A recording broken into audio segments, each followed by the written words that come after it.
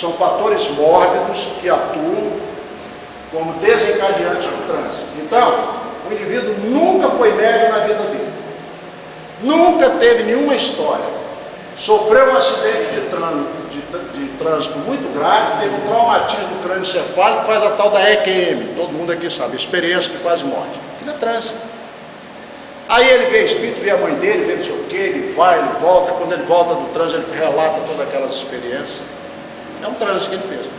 Esse indivíduo nunca teve história nenhuma de mediunidade, nem de nada. Traumatismo crânioencefálico provocou a inibição cortical numa área e ele, ele sai. Ele faz isso aí. Então, é um transe, né, dessa característica. Coma. O indivíduo está tudo bem, no estado de coma ele faz esse transe. Cuidado quando estiverem falando certas coisas perto de gente que está em coma. O indivíduo pode estar em transe superficial, pode estar em transe hipnogógico, ou pode estar em transe profundo. Cuidado. Tem havido casos de pessoas serem inconvenientes, falarem certas coisas, e o indivíduo, mesmo sem poder mexer um braço, ele consegue botar lágrima, pelo menos, para sinalizar que ele está sabendo o que está acontecendo. Fala.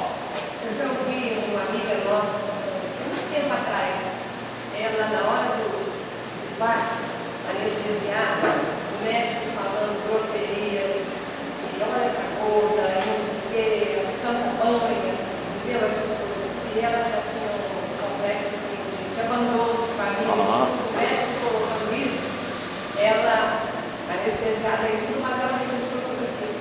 Registra. Registra. Ela normalmente não vai contar a história, porque senão o tempo toma, né? Mas a Mira, a irmã dela, ficou com ódio com o enfermeiro, porque ela tentou suicídio, fez o coma. A médica foi extremamente grosseira durante a coisa. Ela, quando voltou, lembrou de tudo, sabia de tudo que a médica fez. Quando a médica quis entrar, ela disse: não, você não aceita, porque você fez isso, falou isso. Foi extremamente grosseira. Histeria, tá? A histeria é um campo complexo. Se alguém quiser estudar sobre isso, o Roberto Lúcio fala de uma coisa bem interessante. Ele diz: todo médium tem um tanto de histeria. E ele fala: quando eu falo isso, estou falando de mim, que eu sou médico. Ele falando. Tá? Ou seja, nós temos uma tendência de dramatizar, de exagerar. O médium tem isso. Se é uma dor, ela fica maior. Se é uma alegria, ela fica maior. Isso é histeria, no bom sentido da palavra. Divaldo diz assim: quando ele ia no enterro, chorava mais que a viúva. Quando ele ia numa festa, ficava mais alegre que qualquer outra pessoa da festa. Ele não sabia o que era. Não é? Então tem isso. A epilepsia, crises convulsivas, é um tipo de transe patológico que precisa, inclusive, de intervenção médica. O delírio febril é aquela situação que o cara nunca foi médico, mas chegou com 40 graus de febre e sai delirando, está fazendo transe. Alucinações, aí é um campo muito grande para a gente falar agora, tá? Só lembrar o seguinte: para quem quer combater o espiritismo, que é muito fácil dizer que o médium é um esquizofrênico, porque ele está tendo alucinações. Agora, a alucinação que escreve 412 livros com lógica é uma alucinação do gênero. Tá? A alucinação que prevê um acidente de dois juros que se chocam, diz o número de passageiros, é muito subgênero. Então nós temos que começar a separar. Por isso que os médicos hoje estão sendo chamados a identificar o que é transe patológico, o que é transe religioso, sei lá, o nome que ele quiser dar lá, mas que não é patológico. Vamos em frente? Então o espontâneo, que é um outro caso, ele ocorre principalmente nas pessoas predispostas. São aquelas crianças que saem, fazem as coisas, depois não lembram. Alguns, depois que chega a 11, 12 anos, 10, 11 anos, cessam, nunca mais têm ocorrência, e outros vão à fase adulta. A experiência tem mostrado para a gente que médiuns sonambúlicos da nossa reunião têm relatos de sonambulismo natural na infância. Se a gente for olhar, eles têm esse relato. Vamos em frente? Bom, e aí, para fechar essa conversa, não olhe muito para cá, porque a Cristina é meio danada. Ela botou um negócio meio hipnótico ali, você viu? Hipnótico. Gente, aquilo ali é hipnótico mesmo. Tem um quadro, que eu não sei se é do Van Gogh,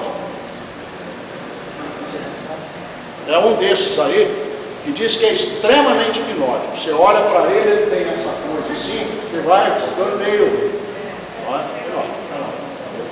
Não fica olhando muito não, que vocês podem entrar em transe. Se olhar muito, pode entrar em transe. Todo mundo que já teve, às vezes, que é extremamente hipnótico, não consegue esfregar, analisa, olhar. Então vamos lá para fechar.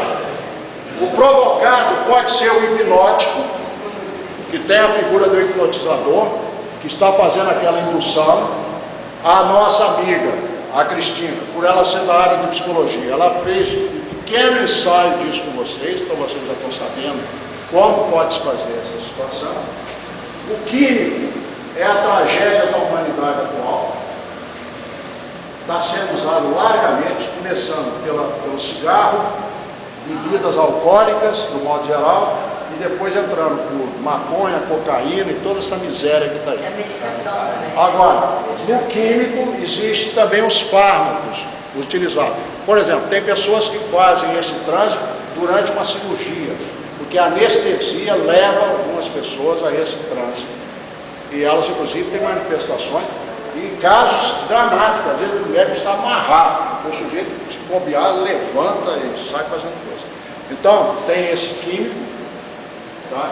O anímico significa que quando você faz o caminho do transe, pode vir o que está dentro de você, anímico, ou pode vir algo de fora, sempre numa combinação.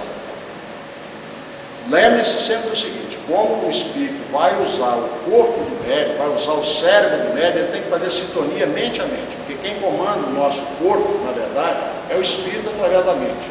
Para que o espírito comande o braço do médium, ele tem que fazer sintonia mente a mente, porque quem vai acionar realmente o braço é o mecanismo interno do médium. É ele que comanda o cérebro, que por sua vez faz isso. Alguém pode dizer assim, mas o sujeito faz isso de forma automática, contra a vontade dele, processo de obsessão. É uma outra conversa. É uma outra conversa. Quando você perdeu o domínio do processo, você está em processo obsessivo. Então é preciso analisar isso aí. E aí o mediúnico, por que ele é provocado? Porque ele é provocado por um espírito. Do mesmo jeito que tem o hipnotizador que leva o indivíduo ao transe, tem um espírito que ao aproximar ele já faz a indução. Quando é um caso pacífico, gostoso, agradável, tipo o Emmanuel, é ele sempre que toma conta do processo.